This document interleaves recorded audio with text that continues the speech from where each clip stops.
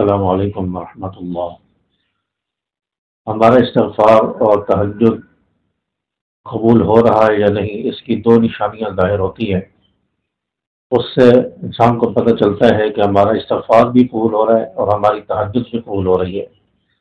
دیکھیں، دنیا مصیبت اور پریشانی کی جگہ ہے۔ ہر انسان کسی نہ کسی پریشانی اور مصیبت میں مبتلا ہے۔ دنیا میں کوئی انسان ایسا نہیں ہے جس پر کوئی مصیبت اور پریشانی نہ ہو، کوئی ٹینشن نہ ہو۔ ہر ایک انسان پریشان ہے، کسی نہ کسی ٹینشن میں مبتلا ہے۔ یہاں تک کہ کوئی طالب علم ہے، وہ بھی پریشان ہے، وہ اپنی پڑھائی کے حوالے سے پریشان ہے۔ اسی طرح کوئی بھی بچہ بھی ہے، وہ بھی پریشان ہے کسی نہ کسی مسئلے میں۔ تو دنیا ہے ہی مصیبت کی جگہ، پریشانی کی جگہ، ٹینشن کی جگہ۔ جہاں پریشانیاں نہ ہو، جہاں ٹینشنیں نہ ہوں، جہاں غم نہ ہو، جہاں مصیبت نہ ہو، وہ دنیا نہیں ہوتی، وہ جنت ہوتی ہے۔ اب یہ پریشانیاں بعض مرتبہ ہمارے لیے آزمائش ہوتی ہیں، امتحان ہوتے ہیں۔ بعض مرتبہ اللہ تبارک و تعالیٰ کی طرف سے عذاب ہوتی ہیں۔ اگر انسان نیکیاں کر رہا ہے، اللہ کی طرف متوجہ ہے، نمازیں پڑھ رہا ہے، گناہوں سے بچ رہا ہے، پھر بھی اس کے اوپر پریشانیاں، مصیبت اور ٹینشنیں ہیں، یہ اللہ کی طرف سے آزمائش ہوتی ہے، امتحان ہوتا ہے۔ اللہ تعالیٰ اپنے بندے کو دیکھنا چاہتا ہے کہ میرا بندہ پریشانیوں اور مصیبتوں میں بھی مجھے یاد رکھتا ہے یا نہیں۔ لیکن ایک شخص نافرمان ہے، نمازوں سے دور ہے، عبادت سے دور ہے، گناہوں میں مبتلا ہے، اس پر پریشانیاں اور مصیبتیں آ رہی ہیں، یہ اللہ کی طرف سے عذاب ہوتا ہے۔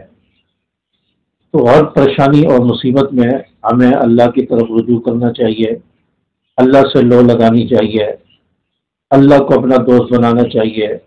مصیبت، پریشانی اور ٹینشنوں میں اللہ کو خوب یاد کرنا چاہیے اور اللہ کا ذکر کریں، اللہ کو یاد کریں تو ہماری پریشانیاں آہستہ آہستہ دور ہوں گی، ختم ہوں گی۔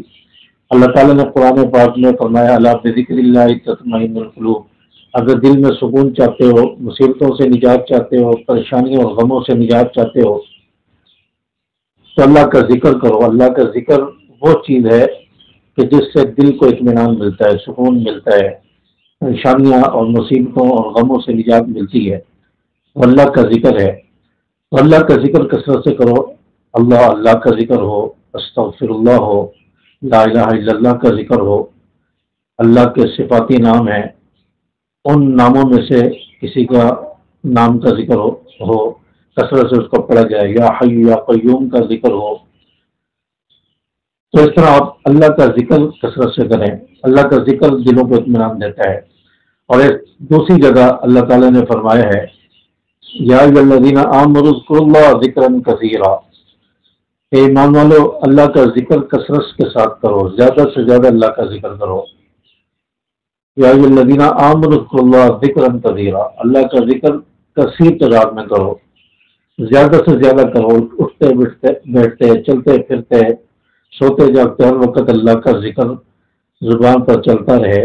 لیٹتے ہوئے بھی اللہ کا ذکر ہو، کام کر رہے ہیں اللہ کا ذکر زبان پر ہو، دل سے بھی اللہ کا ذکر ہو رہا ہو، زبان اپنی اللہ کے ذکر سے کر رکھیں تو دیکھیں دل کو اطمینان ملتا ہے۔ نہیں، اللہ کو اپنا دوست بنا لو، ہر غم بھول جاؤ گے، ہر پریشانی بھول جاؤ گے، اور یہ تصور میں لاؤ کہ میرے ساتھ اللہ ہے نا۔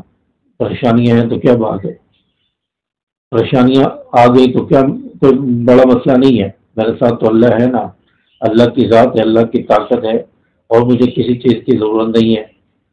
بس یہ تصور ذہن میں رکھیں اور اللہ کا ذکر کثرت سے کرتے رہیں، دیکھیں دلوں کو سکون ملتا ہے یا نہیں ملتا، اطمینان اور طبیعت میں سکون آتا ہے یا نہیں آتا۔ تو اللہ کا ذکر کثرت سے کریں۔ اور فرمایا وَسَبِّحُوهُ بُكْرَةً وَأَصِيلًا، صبح شام تسبیح بیان کرو، صبح شام تسبیحات پڑھو، صبح شام اللہ کا ذکر کرو۔ صبح فجر کے بعد بھی، صبح اٹھتے ہی اللہ کا ذکر کیا جائے، تلاوت کی جائے، شام کو بھی اللہ کا ذکر کیا جائے، مغرب کے بعد بھی، رات میں بھی اللہ کا ذکر کیا جائے۔ زیادہ سے زیادہ اللہ کو یاد کرو گے تو انشاءاللہ اللہ تبارک و تعالیٰ ساری مصیبتیں، پریشانیاں اللہ تعالیٰ دور کر دے گا۔ خوب اللہ کو یاد کرو اور اس کے لیے ذکر کرو، استغفار کرو، استغفار اللہم اغفر لی اللہم اغفر لی، اور استغفر اللہ ربی من کل ذنب واتوب الیہ، استغفر اللہ الذی لا الہ الا هو الحی القیوم واتوب الیہ۔ جو شخص یہ والے کلمات استغفر اللہ الذی لا الہ الا هو الحی القیوم واتوب الیہ فجر کی نماز کے بعد 3 مرتبہ پڑھ لیتا ہے، اللہ تبارک و تعالیٰ سمندر کی جھاگ کے برابر گناہ ہوں گے تو وہ بھی معاف فرما دیں گے۔ سبحان اللہ، اتنی زیادہ ان کلمات کی فضیلت ہے، تو یہ اللہ کا ذکر ان کلمات کے ساتھ کریں، اللہم اغفر لی اللہم اغفر لی کا ذکر کریں۔ اس کے بعد تہجد کا اہتمام کریں، جتنی زیادہ پریشانیاں مصیبتیں ہیں تہجد کا اہتمام کریں۔ تہجد کی نماز پڑھنے کے بعد آپ اللہ سے خوب دعائیں مانگیں، رو رو کر مانگیں، انشاءاللہ آپ کی مصیبتیں چند دنوں میں ختم ہو جائیں گی۔ اور استغفار اور تہجد کی قبولیت کی نشانی کیا ہے؟ جب آپ کی پریشانیاں دور ہونے لگیں، آپ کی مصیبتیں دور ہونے لگیں اور آپ پر آسانیاں پیدا ہونے لگیں، تو سمجھ جاؤ کہ اللہ تبارک و تعالی ہمارے استغفار کو بھی قبول فرما رہے ہیں، ہماری تہجد بھی قبول ہو رہی ہے۔ جب دل کے اندر سکون پیدا ہو جائے، طبیعت میں سکون آنا شروع ہو جائے، تو سمجھ جاؤ استغفار بھی قبول ہو رہا ہے اور ہماری تہجد بھی قبول ہو رہی ہے۔ تو یہ تہجد اور استغفار کی قبولیت کی علامت ہوتی ہے۔ ایک تو پریشانیاں ختم ہونا، مصیبتیں ٹینشنیں ختم ہونا، دوسرا دل میں سکون پیدا ہونا، طبیعت میں سکون اطمینان آنا۔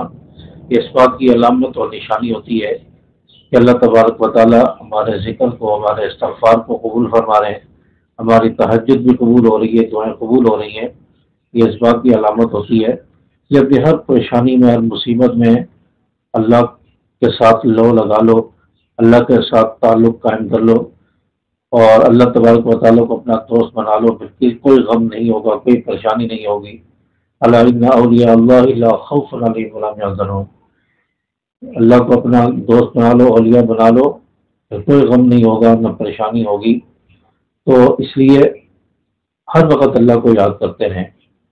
تو امید ہے کہ بات آپ کو سمجھ آئی ہوگی۔ السلام علیکم ورحمۃ اللہ۔